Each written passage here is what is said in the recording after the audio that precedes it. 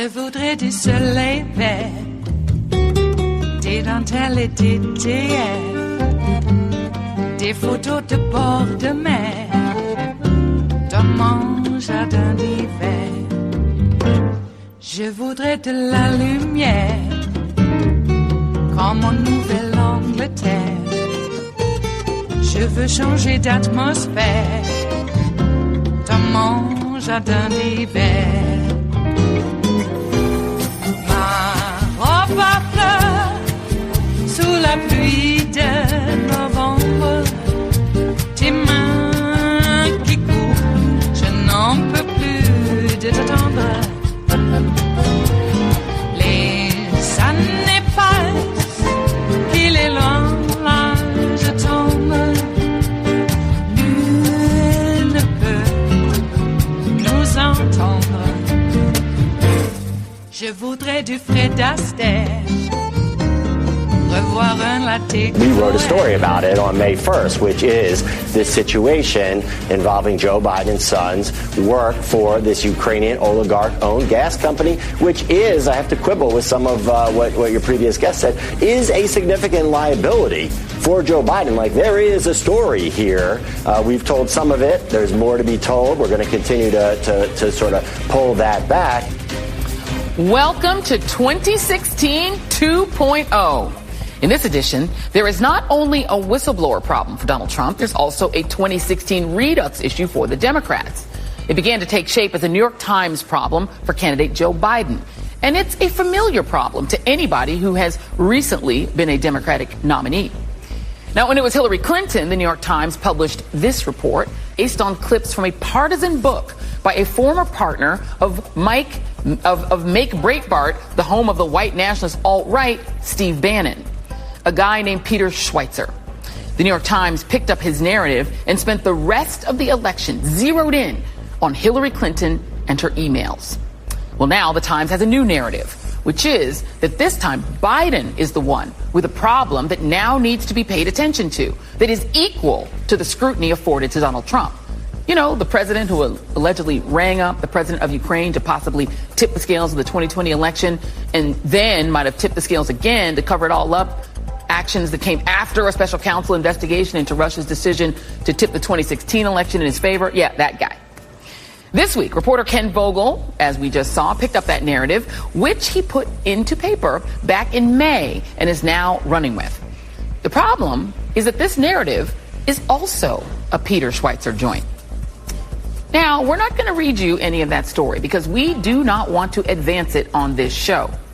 But Republicans have been quick to seize the anti-Biden narrative and spin it into what they hope will be a winning 2020 strategy that mirrors Trump and Russia's gambit in 2016, making both sides look equally corrupt and getting the media to kick into both sides mode so that anything negative about Trump seems, well, not so bad because on the other side. On Saturday morning, Donald Trump took to Twitter to weaponize the Ukraine story that, again, is his scandal in an effort to turn Joe Biden 2020 into Hillary Clinton 2016. But Biden, in almost uncharacteristic fashion for a Democrat, punched back. When a reporter asked Biden on Saturday how many times he has spoken to his son about his overseas business dealings, this was Biden's response. Here's what I know. I know Trump deserves to be investigated. He is violating every basic norm of a president. You should be asking him the question, why is he on the phone with a foreign leader, trying to intimidate a foreign leader, if that's what happened? That appears what happened. You should be looking at Trump. Trump's doing this because he knows I'll beat him like a drum. And is using the abuse of power and every element of the presidency to try to do something to smear me. Everybody looked at this, and everybody's looked at it and said there's nothing there. Ask the right question. But despite Biden's unwillingness to be easily 2016, it is worth asking, are Democrats writ large prepared to fight the same battle again against Donald Trump? Potential foreign election interference and media both sidesiness included. Does the party actually know how to fight this fight again and win? Joining me now is media analyst Eric Bowler, president and CEO of Voto Latino Maria Teresa Kumar, Washington Post opinion writer Jennifer Rubin, and Washington Post opinion writer Jonathan Capehart. Thank you all for being here. And Eric, I'm going to go to you first because you've been firing off about this because it is like a rerun, right? Trying to sort of make it so that whatever Donald Trump has done that can be classed as corruption is leveled out, at least in the media, by zeroing in on something about his potential opponent. Yeah, I mean, New York Times front page, upper right-hand corner today, basically Ukraine is a problem for Biden. Trump trying to intimidate Ukraine is a problem for Trump. So it's both sides. It's elevating them both. It's bizarre that the press is kind of allowing Trump to run on an anti-corruption platform after 2 years of what he's been doing. But the bigger problem is the false sides and the both sides and the false equivalency. And we're seeing it over and over again. And this is weird because, as we showed that clip, Ken Vogel of the New York Times, he said, well, we published a story on May 1. My May 10, it was demolished. Right. Washington Post had debunked it. Bloomberg News had debunked it. We are in the surreal situation today where we have news reporters whose own organizations have debunked the story, pressing Biden to explain it. Right. And Biden just has to say, well, just read what you wrote in May. Right. Why are we doing this all over again? And a quick point, and people say, well, this is just like the emails. It's worse. Because, again, we're not going to go into the details. We're not going to, give Trump the pleasure of rehashing all this stuff. But there's nothing there. The timeline doesn't add up. The facts don't add up. There's nothing there. It is Monday, the 23rd of September of 2019, and you are in West Coast Cookbook and Speakeasy. I am your chef de cuisine, Justice Putnam, and our daily special is River City Hash Mondays. We had to slice and dice all that was left over. There wasn't much, but what there was will make a fantastic gourmet meal for you indeed. A melange of all that has happened. Oh my God. Okay, well, we survived the weekend somewhat intact. And the only question now is, how much longer do we have to go before this, mobbed up fraud is removed from office? And I know why Nancy is a little reticent about doing so. Because look who's in line. We have to figure out a way of, getting after Mike, too. Let's not forget, this guy was a paid liar for big tobacco. And he cannot be trusted. Not one bit. He would make actually a much more frightening authoritarian than Trump. Can you imagine Mike Pence having the power of Trump and the guy actually knows how to use it? Yeah. No wonder Nancy is reticent. Now, of course, some people might say, well, you don't have the votes. You don't have the votes. Yeah, well, no one had the vote for any impeachment inquiry when it began. Just the way it is. Usually get the votes because of what is exposed in the inquiry. That's why you have one. And I would say that we are having one. I know that Nancy is, like I said, a bit reticent about naming it as being such. But we do know there is an impeachment inquiry going on at this very moment. What would be nice is to have a Democratic Party that wasn't so feckless. Why are we unable to stand up for ourselves? And then when anyone does, they get shot down because you're making it hard for me now, whatever that means. I would argue that all of those so-called vulnerable Democrats in Trump red districts won for a reason. And it's not because people voted for the Democratic candidate because they love Trump. Please. Oh, God. I never understood that philosophy. That if you won in a red district, it was because the Republicans voted for you? No. We're worse than ISIS. Come on. The reason we're worse than ISIS is because we are here. And we are the enemy, and we cannot figure out that. We have to understand war was declared on us. Doesn't matter what we think about comedy or comedy. It's what they think it is. Why else would they slap the hand of the black president every time he put it out to reach some sort of gentleman's agreement? Because they never considered him an equal or a gentleman. Ever. No Democrat. Soon as Bill Clinton won, what happened? Even before. The machine geared up and said, those damn hippies aren't qualified to lead. No damn hippie is. And the damn hippies are always going to be Democrats. And then when they stop being hippies, they're going to be socialists. And here we are. We are the enemy. We are feared more than ISIS because we are here. They are emboldened. They think they can take over social media, and they do on these small-scale levels, a little petty high school BS. Somebody starts a community page on Facebook, and then they start spewing all this pro-Trump BS. Anybody who puts up a picture of anybody else that's not Trump in counter to that gets blocked, gets deleted, goodbye, and shunned. It's about time that we could play fire with fire. We don't have to do it illegally like they do. I'm not proposing that blocking liberals on Facebook is an illegal act. I'm talking about something a lot worse, obviously, and those are illegalities, and that is abusing power to go after your political opponents. Democrats are accused of that all the time when they're in power, and they never go after their political opponents. I wish they would. But only because their political opponents actually broke the law. Hillary Clinton did not break any law. Everybody says Hillary Clinton broke the law. No one in Hillary Clinton's orbit ever went to jail because Hillary Clinton broke the law. How many people are in jail right now for Trump? Right now. How many people have gone to jail and served their time and got released for Trump? And how many people are ready to be convicted and go to jail for Trump?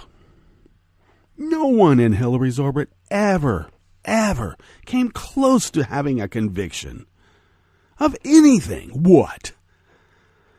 A child sex ring in the basement of Comet Pizza? They're still pushing that. I presume they're Russian troll bots or something. I don't know. Dupes, idiots. Here voting for Trump, just they want to kick the libs, and whatever comes their way that's anti-Hillary and pro-Trump, they're going to push.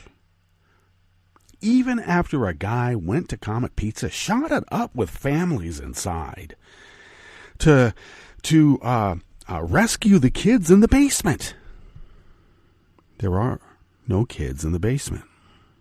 You can look, and you will find no kids in the basement of Comet Pizza. And you know why? There is no basement in Comet Pizza.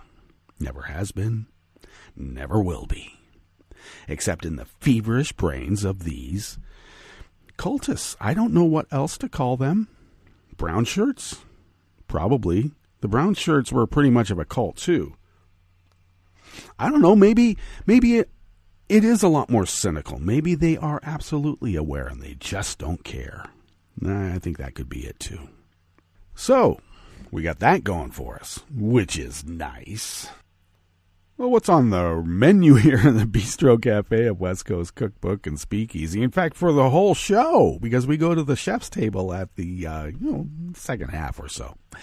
Well, at the top, Joy broke it down how the New York Times is, by pushing that Biden narrative, it's really advancing Trump as the anti-corruption candidate. Sort of like how Trump was the anti-corruption candidate in 2016. And everybody said, are you kidding us? And now we've had all this time to see his corruption in the open. Granted, the New York Times editorial board came out with an editorial today that said Trump is, an affront to everything that is America. Thank you. Except the news part is pushing this bossy Schweiker or whatever the guy's name, from Clinton Cash. Bossy, that old-time right-wing political operative, part of really the vast right-wing conspiracy that Hillary warned us about all those many decades ago. Well, a couple of decades, a few decades ago. She warned us, just like she warned us in the debates and for the 2016 election. Just like it. And everybody just laughed at her and said, oh, she's a crazy hippie liberal. They believe in the most ridiculous things. And yet, I still have to put up with people who are anti-vaxxer. There's kids in the basement of Comet Pizza constituencies. And they vote. At least they say they do. Well, on the rest of the menu here in the Bistro Cafe, after suing Border Protection for demanding to know why they were speaking Spanish, 2 women and their families are forced from their small Montana home. Yeah, Border Protection provides so many jobs. How dare you say anything bad about them? Yeah, even when they break the law. Idiots. Facebook suspended tens of thousands of apps in response to its Cambridge Analytica scandal. Just in time for the 2020 elections, or what? What's going on, Mark? What's going on? And, backed by over 24 cities and as many states, California sued the Trump administration for revoking its authority to adopt strict emissions standards. After the break, we move to the chef's table, where global aviation leaders gathered amid climate protests and Boeing 737 MAX safety talks. They've got a lot on their plate, don't they? And British travel firm Thomas Cook collapsed over the weekend, stranding hundreds of thousands of holidaymakers around the globe and kicking off the largest repatriation effort in British history. All that and more on West Coast Cookbook and Speakeasy. Bon appetit.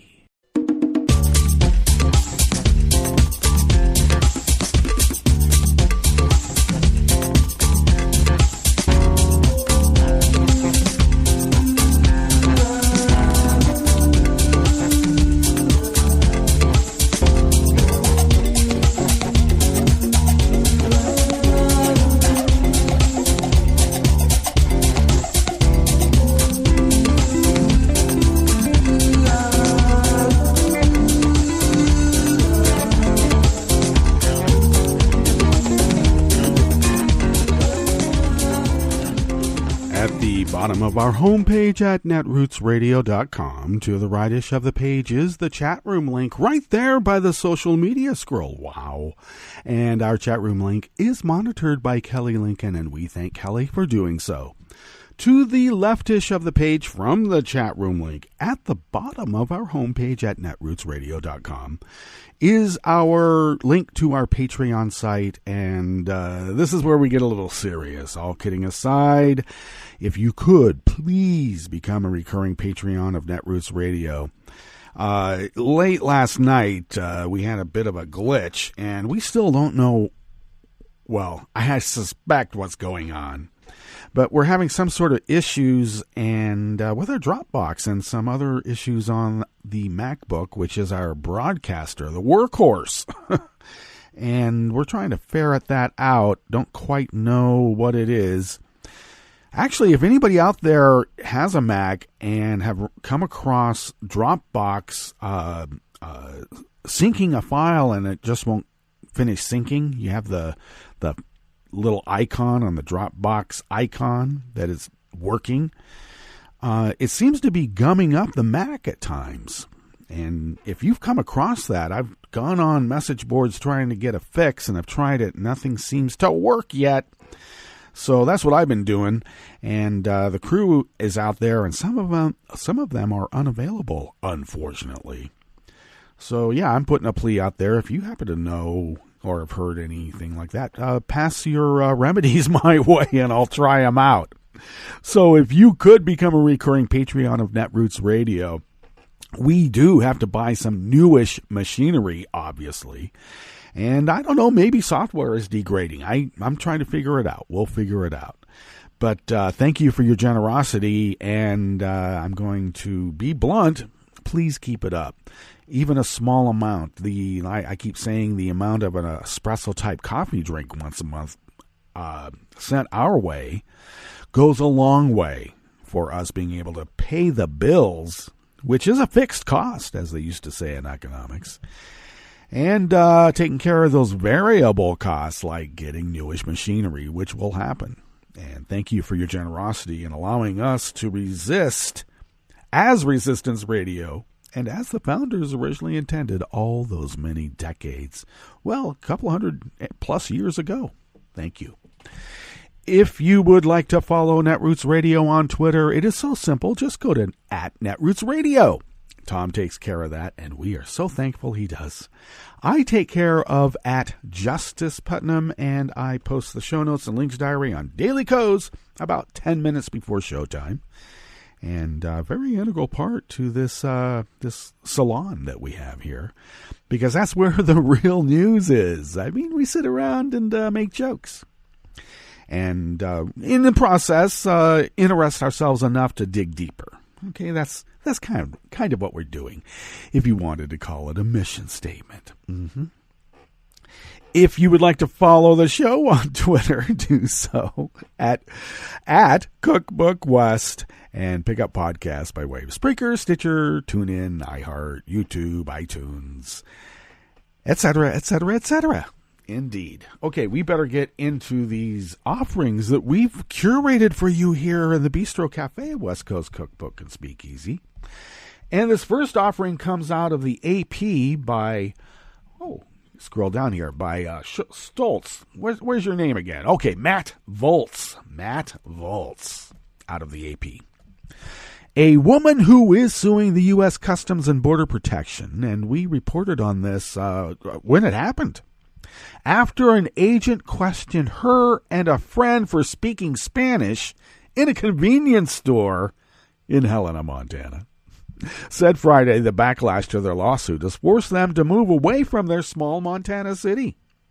Anna Suda and her family have been harassed by neighbors, strangers, and even school children in the city of Harv ever since a video of a border agent questioning her and Martha Mimi Hernandez was uploaded to YouTube.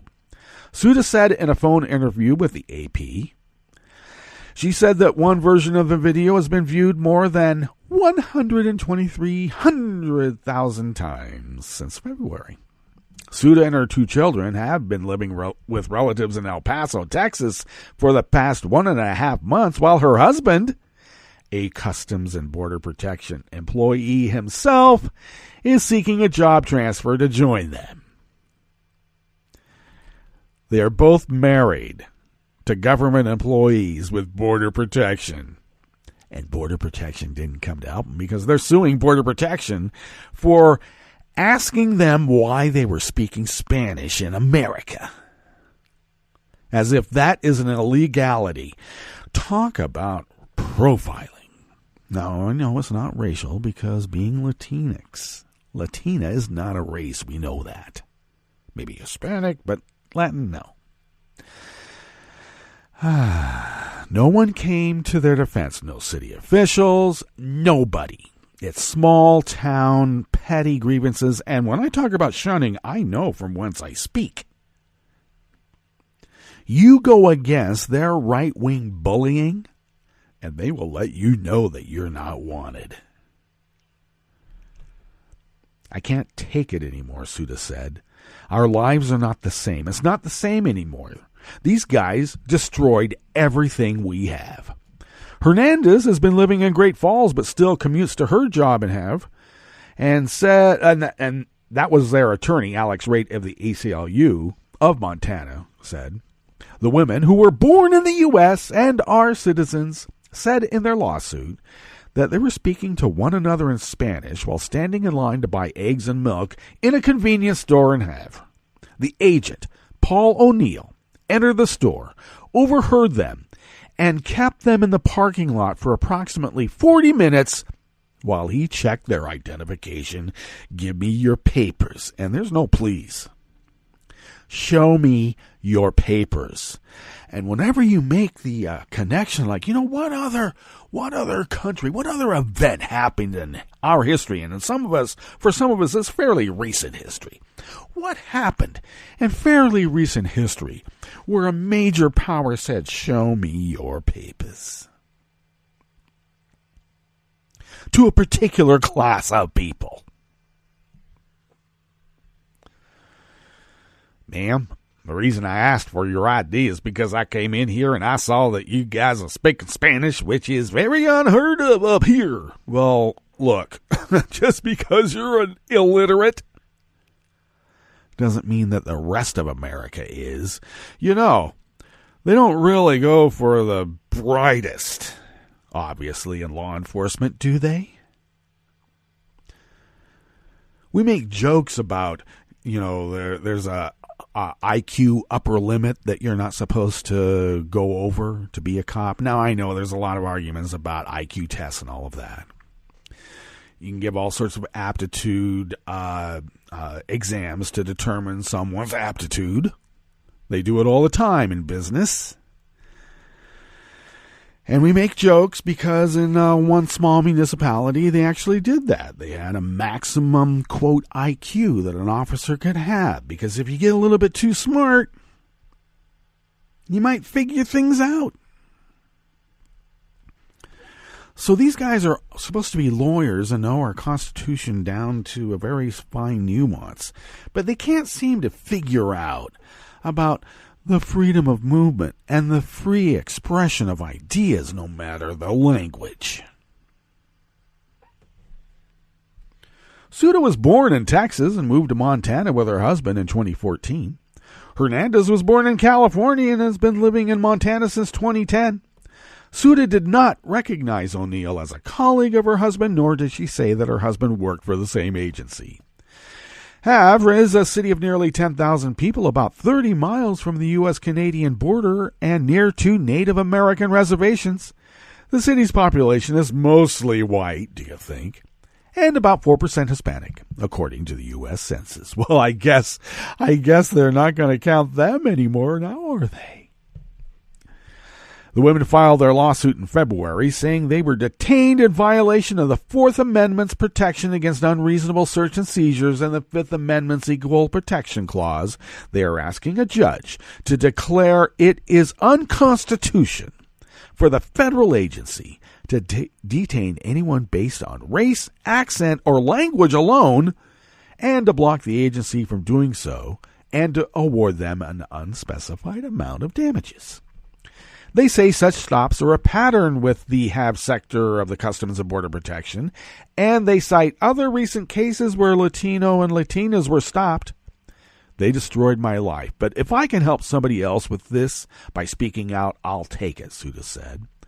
Border officials and the U.S. Attorney's Office declined to comment on Friday, citing the pending lawsuit. They always say that, don't they? The agency is seeking to dismiss the lawsuit. Yeah, they're not going to talk about it, but they're going to tell you everything about it in the process. That's how they work. And a hearing is scheduled for October 2nd.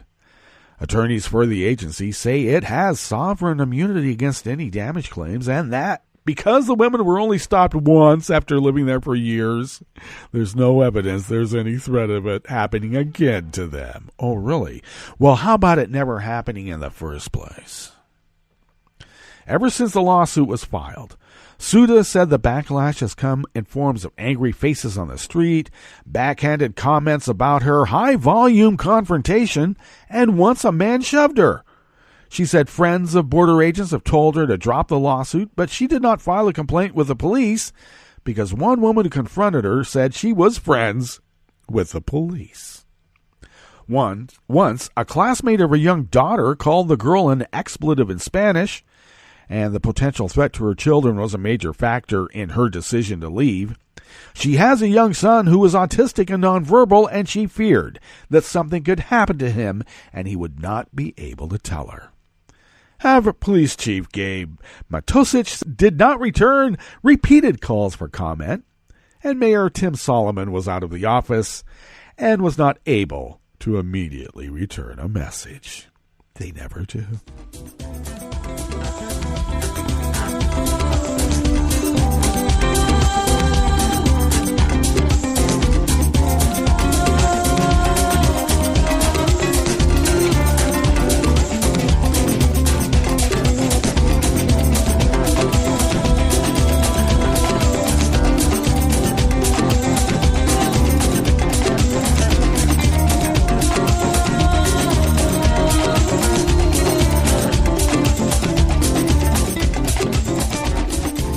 Anonymous worker bees at Reuters bring us this next offering here in the Bistro Cafe of West Coast Cookbook and Speakeasy, River City Hash Mondays.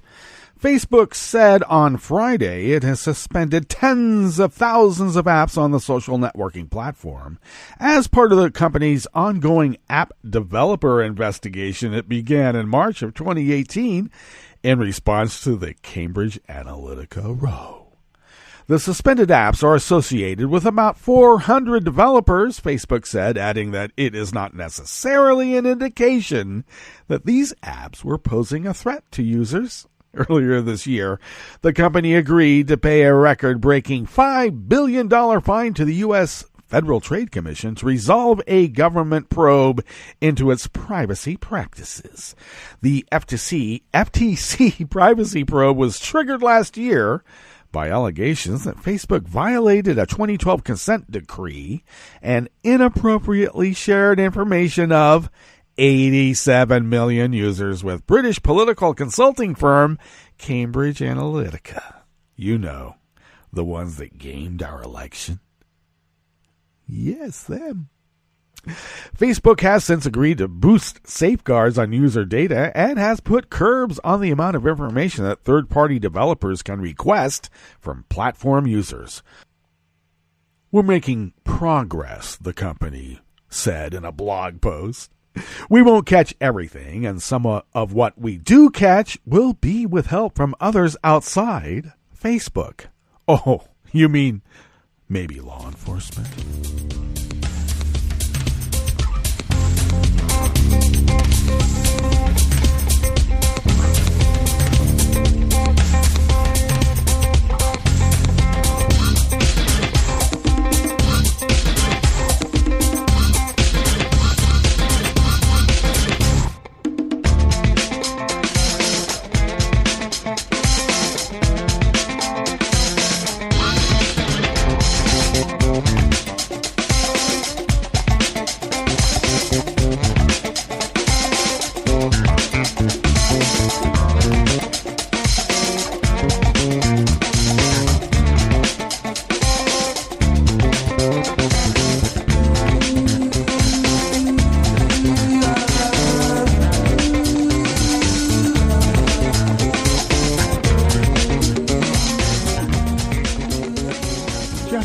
Corbett of Common Dreams brings us this final offering here in the Bistro Cafe of West Coast Cookbook and Speakeasy. California Attorney General Xavier Becerra, backed by top legal officials representing more than 24 cities and over 24 states, sued the Trump administration for revoking the Golden State's authority to set its own greenhouse gas emission standards for cars and trucks, since they've been doing since the 70s. In this reporter's opinion, no, that is a fact, but I'm just adding the fact. The EPA, under the Obama administration, issued a waiver in 2013 that allowed California to develop state emission standards that are stricter than federal ones. California's standards have since been adopted in whole or part by several other states and the District of Columbia. Come on, make D.C. a state. Stop being so racist.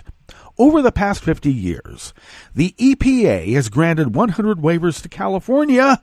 According to Becerra's office, thanks to California's vehicle emissions program, the state has reduced emissions by hundreds of thousands of tons annually, encouraged the development of emission controls technologies, and paved the way for stronger federal standards. While Trump was fundraising in California, he tweeted about revoking California's waiver. The administration finalized that move on Thursday and unveiled its One National Program rule. So much for state rights, huh? These Republicans are they don't care what they say as long as they get their way. The new lawsuit filed in the U.S. District Court for D.C. challenges the Trump administration's attempt to kill the stricter standards and replace them with a new emissions rule jointly drafted by the EPA and the National Highway Traffic Safety Administration, an agency under the Department of Transportation. Two courts have already upheld California's emission standards, rejecting the argument the Trump administration resurrects to justify its misguided preemption rule. Yet, the administration insists on attacking the authority of California and other states to tackle air pollution and protect public health, Becerra said in a statement. The Oval Office is really not a place for on-the-job training, Becerra added. Trump should at least have read the instruction manual he inherited when he assumed the presidency, and particularly the chapter on respecting the rule of law. Mr. President, we'll see you in court. Well, that brings us to our break, and when we get back from that break, we're going to go through weather from around the world and finish up with the stories that we have curated for you today. You are listening to West Coast Cookbook and Speakeasy, and we will be right back. You are listening to netrootsradio.com. Please hang up and try again.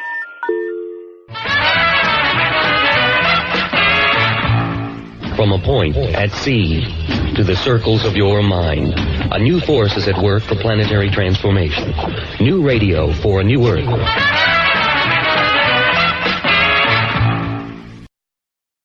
This is Take Two Movie Review. I'm Mike Friend. This week, more of It. Unlike some sequels, It Chapter 2 was imagined from the get-go when the decision to adapt Stephen King's 1986 novel was made. The action in 2 picks up with the Losers Club, some 27 years later, with a ripped-from-the-headlines type of assault on a Derry resident who survives but is then killed by the evil entity Pennywise. Mike, the only member of the club still residing in town, catches wind of the incident and, per agreement from back in the day, summons the other losers back to town from their varied lives across the country for the epic confrontation we know is coming. A significant portion of the movie's 170-minute runtime is devoted to developing the characters post-Chapter 1, and due to spot-on casting and exquisite execution by the likes of Jessica Chastain as Beverly, Bill Hader as Richie, and James McAvoy as the all-grown-up Bill, it all works pretty well. If taking issue with the running time, it is true that some of the side plots, such as Beverly's developing love triangle and some of the flashbacks from the first one, could probably have been cut to beneficial effect. Focus groups aren't always a bad thing, and if New Line did them after the first picture, they assuredly heard the message, more of Bill Skarsgård's Pennywise, and in Chapter 2, we get it. The clown is sadistic and articulately menacing as the losers try to invoke an untested Native American ritual to finally destroy it. It Chapter 2 is the first big-budget project from Argentine director Andy Muschietti, who gave us 2013's Mama with the support of Guillermo del Toro. Every risk Muschietti takes doesn't pay off, but he takes them, and enough of them do, to assure that it, too, doesn't disappoint. This has been Take Two Movie Review. I'm Mike Friend. Catch up with us at take2moviereview.com and feed us back on our page on YouTube.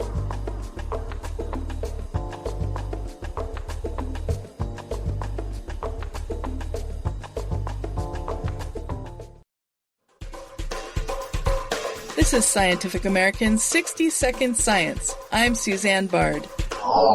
Switching on the lights at night is second nature to most people in the developed world, but electricity isn't a given in many other parts of the globe. Something like 1 billion people on our planet still lack reliable access to electricity. Think about folks in parts of the developing world that are living in off-grid locations, and for them, one of the central applications of electricity is lighting, and we need lighting the most at night. UCLA materials scientist Ashwath Raman.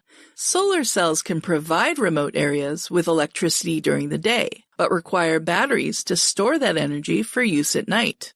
Raman's team has developed a potential solution, a simple thermoelectric device that generates power when it's exposed to the cold night sky. It's made possible by a phenomenon called radiative sky cooling. All objects, Raman explains, radiate heat. And so what that means from the perspective of a surface that's looking up at the night sky is that it will, all by itself, send out more heat than the sky sends back to it. It escapes to the upper atmosphere and even out to outer space.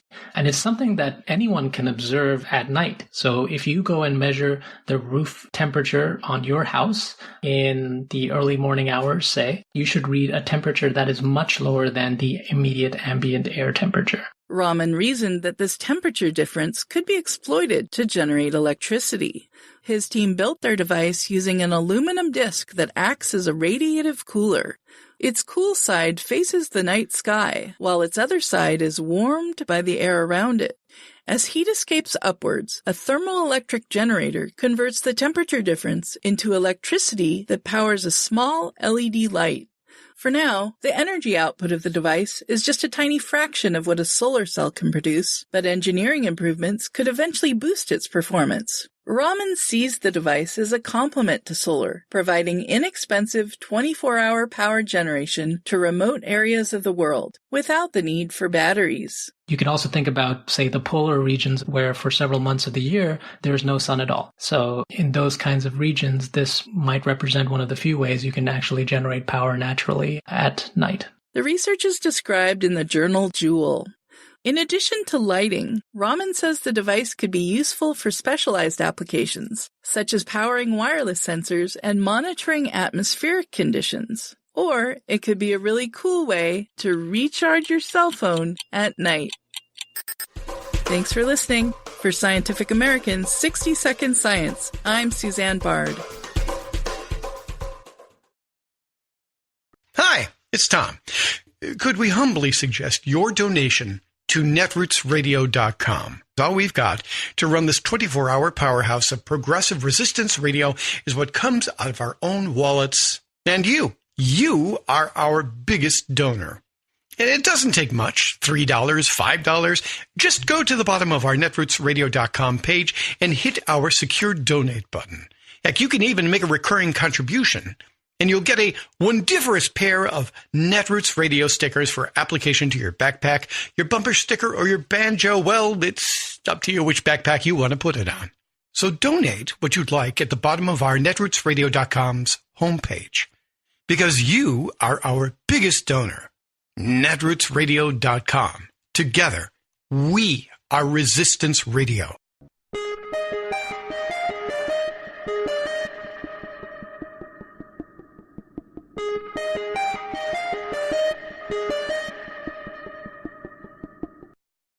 Is President Trump regularly violating the anti-corruption provision of the Constitution, called the Emoluments Clause? I'm Bill Newman, and this is the Civil Liberties Minute. Emolument is a fancy word meaning profit, gain, or compensation.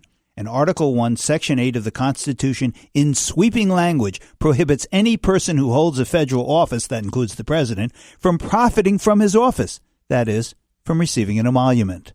Trump, profiting from the patronage of persons seeking favors from administration who are at the same time spending huge sums at his hotels, has spawned numerous lawsuits alleging his violation of the Emoluments Clause. The Emoluments Clause case brought in New York federal court initially was thrown out, but recently was reinstated by the Court of Appeals, and that case now proceeds. However, another case with a similar legal claim has been thrown out by the Fourth Circuit Court of Appeals. And in the District of Columbia, a very similar case brought by congressional Democrats also is headed to that circuit court. This first ever constitutional controversy may well be headed for the Supreme Court, which may or may not actually make a decision. After all, the High Court just decided in the case of blatant partisan gerrymandering that it would not, and no federal court could, fashion any remedy for that corrupt, democracy-destroying practice. The Civil Liberties Minute is made possible by the ACLU, because freedom can't protect itself. I'm Rick Smith, and this is Labor History in 2. On this day in labor history, the year was 1969. President Richard Milhous Nixon issued the Philadelphia Plan. The goal of the plan was to require building trades unions to admit black members into their ranks. Nixon believed this would show him as a civil rights supporter without having to give in to the more radical demands of the civil rights movement. Affirmative action opponents sued to kill the plan, but they were unsuccessful. Prior to the introduction of the Philadelphia Plan, construction unions nationwide were almost exclusively white. Throughout the 1960s, black workers organized to demand access in construction trades in many northern cities. In Philadelphia in 1967, black workers protested to integrate construction work. This led to federal attention and Nixon's plan. The plan required 6 Philadelphia building trades to create numerical goals for integrating their locals. They had to meet those goals to get federal contracts. Many white construction workers nationwide opposed the plan. Construction workers in Pittsburgh and Chicago held protest rallies.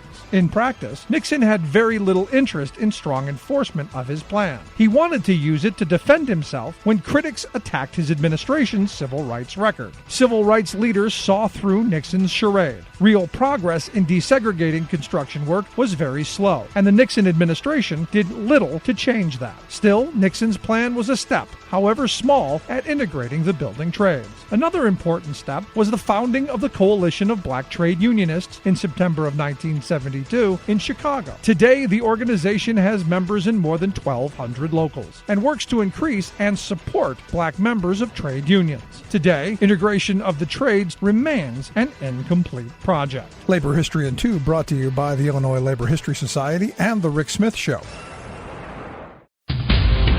This is Solidarity News on Radio Labor. This is a Radio Labor report recorded on Monday, September 23rd, 2019. I'm Mark Belanger.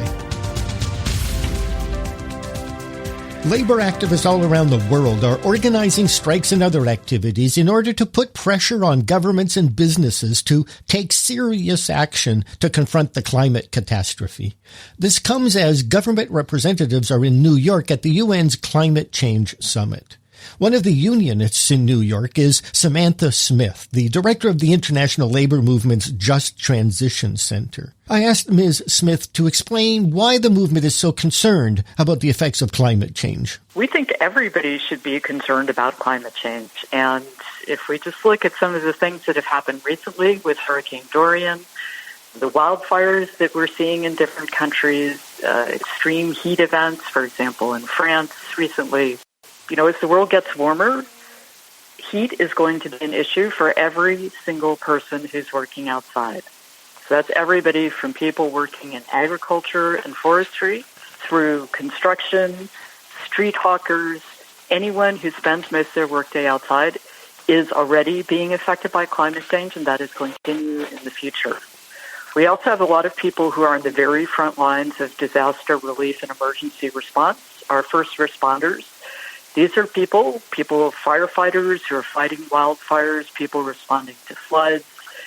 All of those workers are also directly affected by climate change. And then finally, the government response to climate change, the response of employers, this also affects our people. People's jobs are going to change as a result of trying to bring down emissions and adapt to climate change. And so we have to be ready for that. We have to be ready both for the impacts of climate change, the direct impacts, but also for the impacts on jobs. You are the director of the International Labor Movement's Just Transition Center. What is a just transition? A just transition is our concept. It comes out of the labor movement, and over time it's become increasingly linked to the response to climate change. And basically, it's about all of the things that need to happen, that workers, that employers, that governments and communities need to do in response to climate change that relate to the world of work. So just to break it down a little bit, it has three key parts. So the first part is that there shouldn't be any discussion about planning for climate change without having workers and their unions at the table and without looking at it through a lens of jobs, social protection, social security, all of the issues that are important for the labor movement. The second thing is that a lot of people, when they think about just transition, they think that it's just about people who today are working in coal mining or coal-fired power, regions that are very dependent on coal as, for jobs, for tax revenue, for livelihood. It's about all of the things that employers need to do, like retaining, retraining, and redeploying workers, like governments putting in systems of income support, so unemployment insurance, proper health care, proper public services, diversifying regional economies. The last thing that it's about is the response to climate change is creating and will create even more new jobs and also change jobs that exist today. And so it's not a just transition unless the new jobs are good jobs. So in part, just transition is about reversing these trends of casualization, contractualization, informality of work, and making sure that a job installing solar panels is at least as good as the job that a coal worker has had before. It's important to think about this transition as being an actual transition. So in most places in the world, it's going to be pretty hard to shut down or to change or transform high-emitting activities, jobs, companies from one day to the next. So when the UN talks about 9 or 10 years to avoid, even worse or catastrophic climate change, what they don't mean is you have 9 or 10 years and then everything has to be, we have to be completely transitioned by then. And that's it. International labor news you can use. Thank you for listening. And remember, it's all about global solidarity.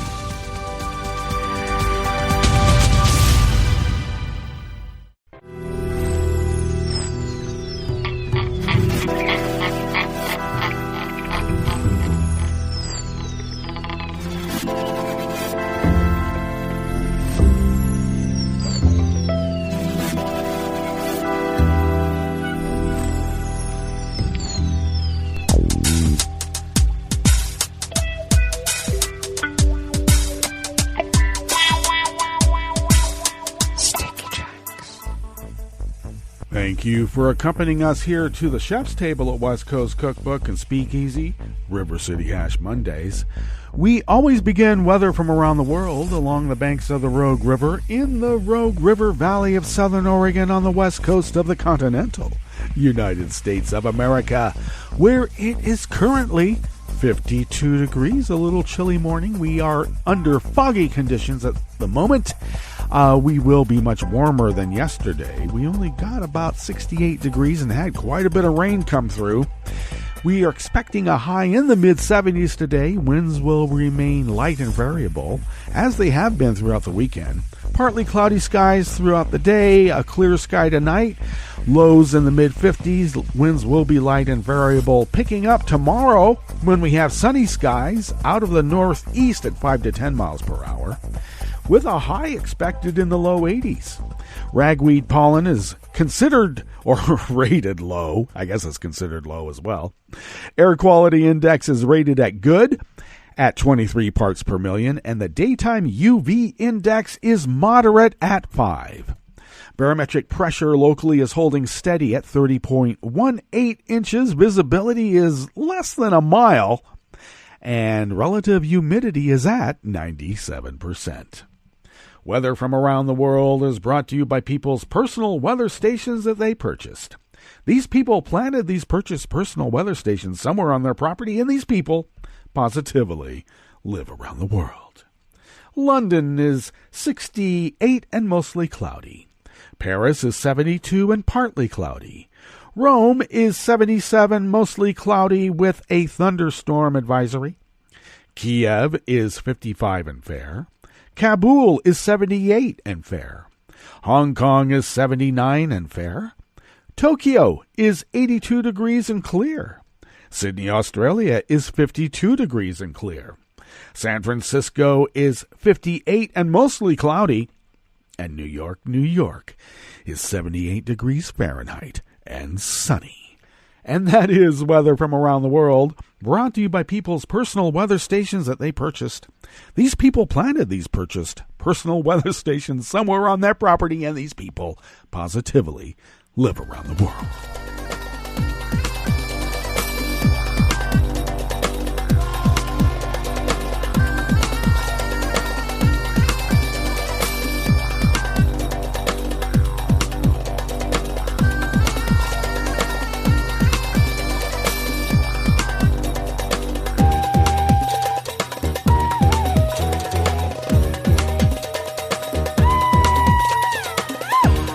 Alison Lampert of Reuters brings us this first amuse-bouche here at the chef's table at West Coast Cookbook and Speakeasy. Global aviation leaders will be under pressure to deepen efforts to tackle airline emissions as they gather this week under the shadow of protests led by Swedish activist Greta Thunberg. The 16-year-old who inspired a flight-shaming protest movement against aviation and sailed across the Atlantic rather than board a plane is expected to join a march on Friday in Montreal as 193 nations meet at the UN Aviation Agency. The International Civil Aviation Organization holds its assembly every 3 years, and its 75th anniversary gathering, starting tomorrow, Tuesday, comes at a time of growing concerns about climate change and a 6-month-old grounding of the Boeing 737 MAX jet airliner. The grounding is not on the agenda of the September 24th, October 4th assembly, but regulators will be anxious to avoid divisions on the sidelines over actions needed to restore the jet back to service.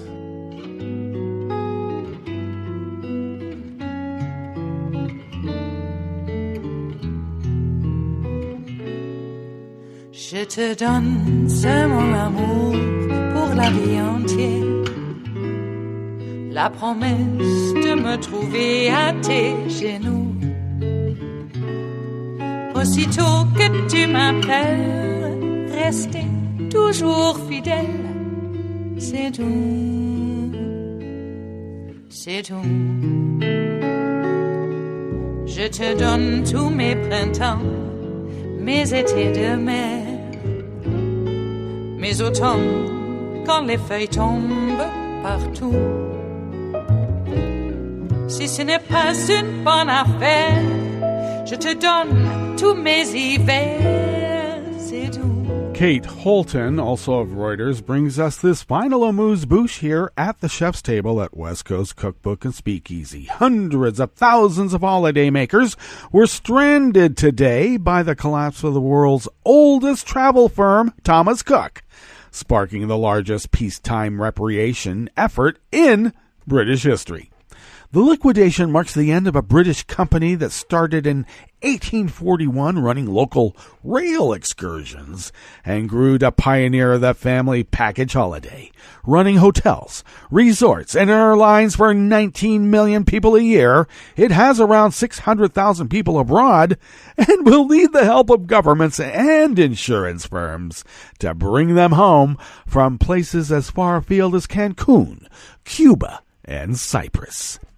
Thomas Cook's demise, announced in the early hours today after it failed to secure a deal with creditors or a government bailout, sparked alarm at hotels where some customers have been asked to pay their bills anew by out-of-pocket resort owners. Well, let's hope they all get home. And sad predicament, I suppose it has something to do with Brexit. Maybe. Well, that brings us to the end of our broadcast period for the day, but you do know that Netroots Radio is going to broadcast on.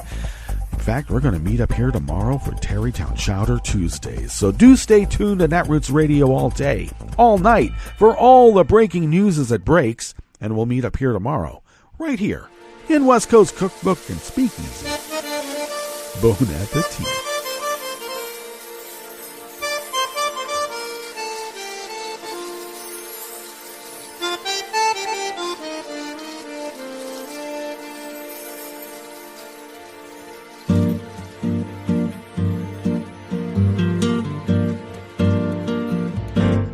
Je voudrais du soleil vert, des dentelles et des théâtres, des photos de bord de mer, dans mon jardin d'hiver.